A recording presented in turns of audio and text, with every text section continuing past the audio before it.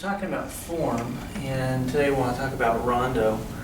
We're going to have two different kinds of rondo. It's just a matter of length. But the rondo form has to do with working in variety and then also return. You know, what do they say? Variety is the spice of life. You get a lot of variety because you get,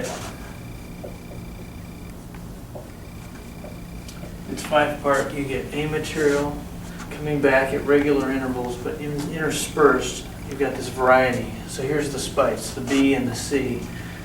There's no place like home, they say too. And so you get home several times. You get a good mix of the two. Let me connect back with one other thing. We talked about binary form. Now it's a basic building block, at least for sectional variations. If you think of continuous variations, you've got this baseline that's constantly repeated, it's short. If it's varied, then you have to rely on just the chords, like in a chaconne. It's the chord progression that remains the whole way through. I'm not talking about that kind, but I'm talking about sectional variations where you've usually got a rounded binary theme, and then every variation takes that same theme and varies it. So the binary form becomes the building block for those variations. It's also the building block here a lot of the time. So it's not that A has to be binary in form, but it often is. And so every time you get A, you get another binary form chunk of music. The B's and the C's may also be in binary form, but that contrasting material isn't always as well defined. It might do all sorts of things. They're called the episodes. So this is an episode, that's an episode. The refrain is the A material. The refrain is the home base, the main theme. And then all these other things, if you have a B, you have C, you may have D, it's the contrasting material. Now it's really easy to remember this 5-part because we're used to saying abracadabra as our, magical statement. So we say abaca, and then if it's 7-part, we say and you almost get to bra, but you never get there. So easy to remember those. This may be a return of this B episode material once more. In fact, I think I see more of this with a B as the penultimate section. So you could just have B, C, and B again as your episodes in a 7-part rondo. But just remember abracadabra and know when to stop. Stop at 5. If it's 5-part, stop at 7 letters, abacadab or abacaba, if it's 7-part. These are the main sections. That's the main content. But then you've got transitions and retransitions. These are going to come up again in sonata form. They mean the same thing in each context. So just remember when we get to sonata form that these, you already know from our discussion right now of rondo.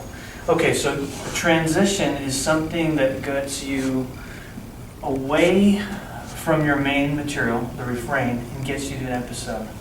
So you can think of it as transitional material leading from refrain to episode. I'll say between.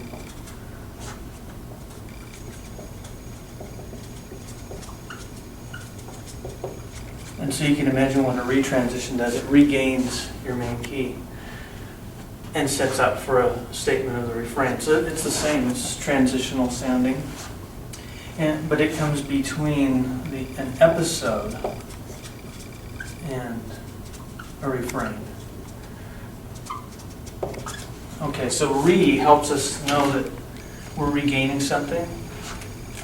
Typically the B and the C are in different keys, different from the home key, which A is in every time it's stated. So a retransition will get you from whatever B's key is back to the home key. And again, if it happens in between here, see, you could insert a transition. Now it doesn't always happen, but it may be, say you don't have one here, but you have one here. This is a retransition if it happens right there. If we have something to get from A to B or A to C, that'd be a transition. We'd write in a little TR in there to show that there is some transitional material. Now, if there's modulating to do, a change in key center, the transition does that job. It'll usually move to the dominant. Either one of these, transition or retransition, will move to the dominant in whatever key is needed for the next section. Another typical thing to have happen there, so it goes to 5 in whatever key is going to come. Another very typical thing to have happen here is that you not only land on the 5, but you hang out there for a while. So you might have a pedal tone.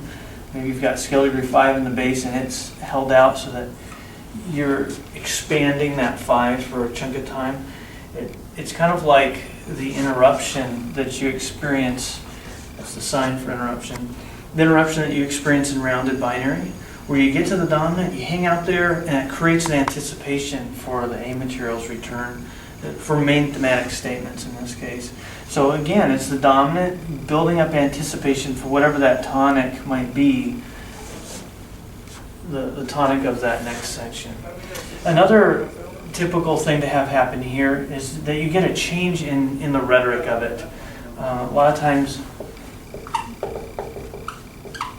it's got fancy stuff like showy arpeggiations or scalar passage work.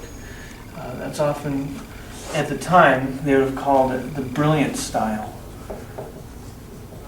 Other parts might be more tuneful, but this is kind of showy and dramatic, and then you're ready to settle down and have another theme come up. So it's a change in the whole flavor at those spots.